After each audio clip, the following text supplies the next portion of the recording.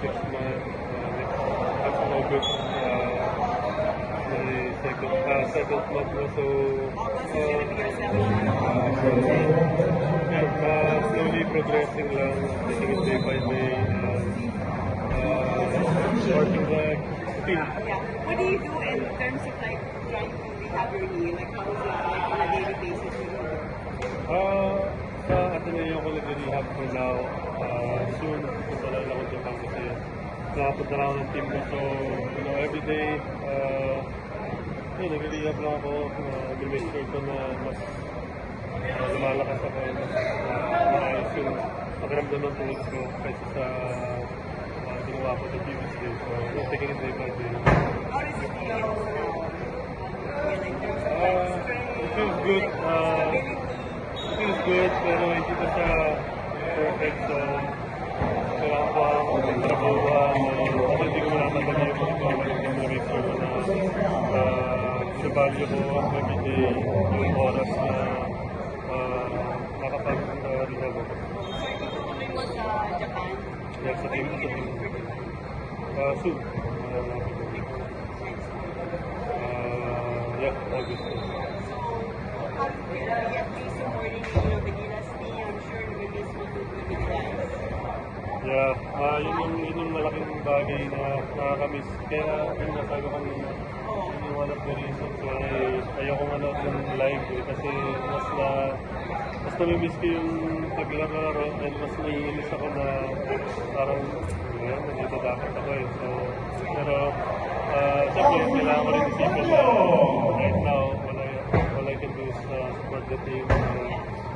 Yun, hopefully makabawi sa mga second half. When do you think you'll be able to play again? Do you have a target?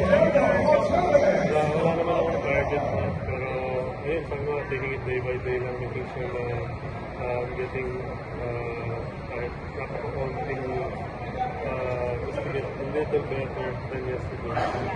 Message na lang for Gilas, like they're going to Saudi Arabia, you're not going to be joining them. Yeah. Message ko lang, una-una mag-ingat sila, sana walang mayroon na sa mga injuries. Stick to the, kasi ng lahat sa locker room niya. Just keep working and keep believing lang and I know your fans are happy to see you here. well, I'm one of the fans na rin. So, Thanks.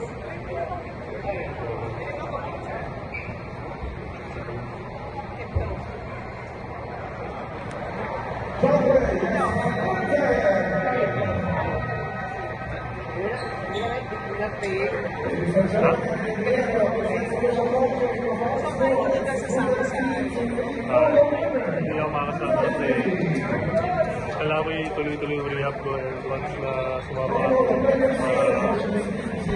para may ito yung program ko. So, and so, pinapunta na rin ako ng team sa Japan, so hindi talaga makakasama sa team.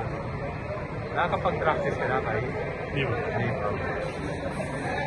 Mga ilang months pa siguro bago makapag-initial practice? Hindi ko pa alam. Hopefully, yun din yung gusto kong malaman. Pero, yun nga, sabi ko kanina, taking it day by day. Hopefully soon, siyempre, kahit sino naman gusto na makalaro ng mas maaga. Pero, hindi ko naman din making sure na maging maayos.